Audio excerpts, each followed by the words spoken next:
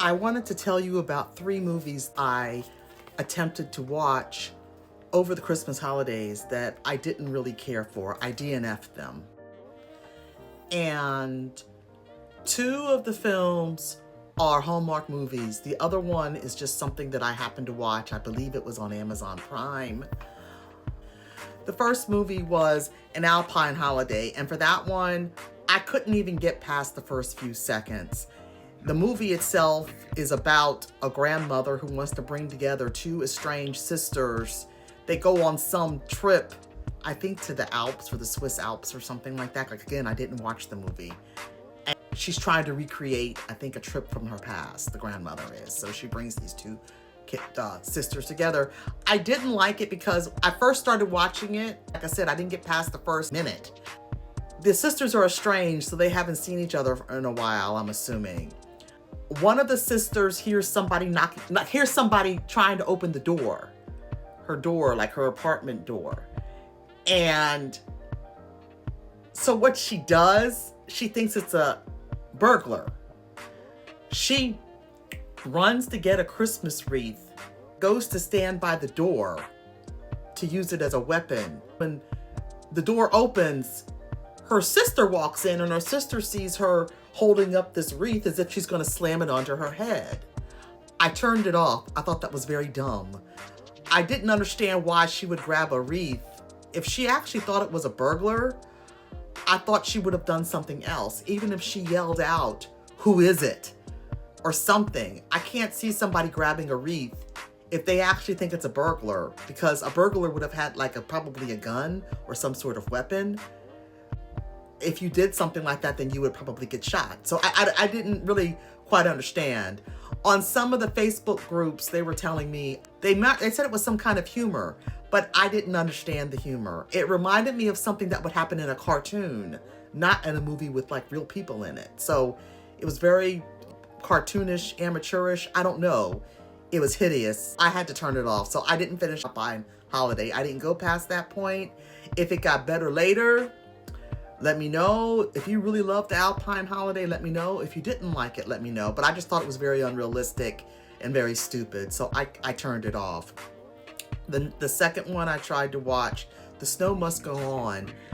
This one I did get a little bit into it. The main character, the hero, I can't recall his name. He's a Broadway actor. He's a really high-level actor, but he hasn't found work in a while. So he's down in the dumps and his career is not taking off. So he goes and visits some relatives.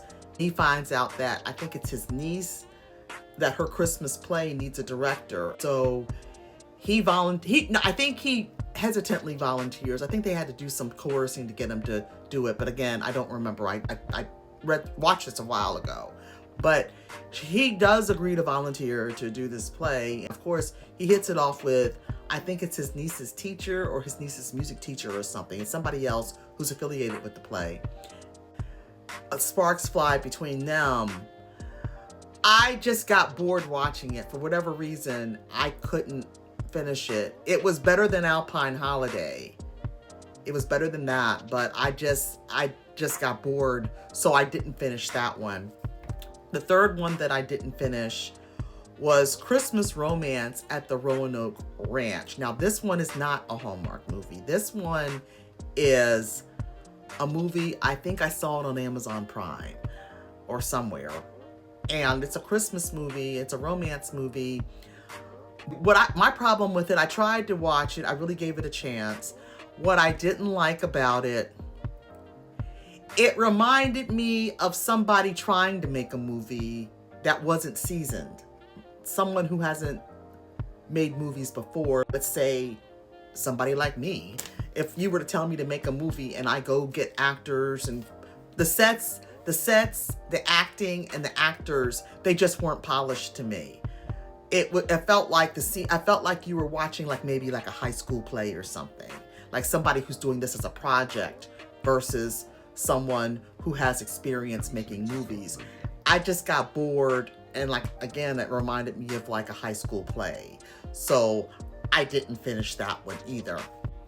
And on that note, if you're a fan of Hallmark movies or Hallmark Christmas movies, check out my Christmas romance book bundle.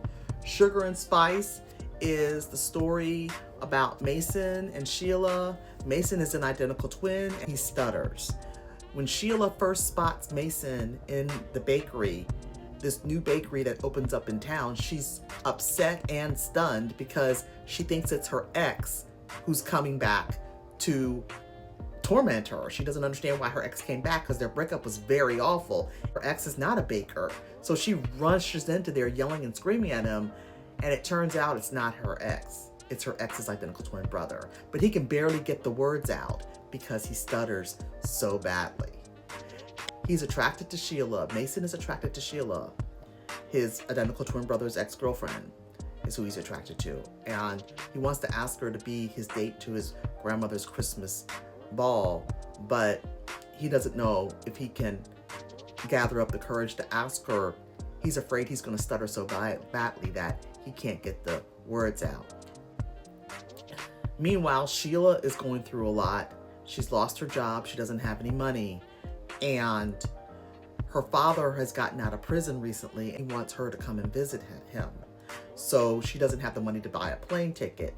Mason thinks that he might be able to help her. Maybe he can give her a job working in the bakery until she finds employment at another location, because she's a bank person. She's a bank manager, so she needs to find another job, but she hasn't been able to find one so far. That's why she's in dire straits.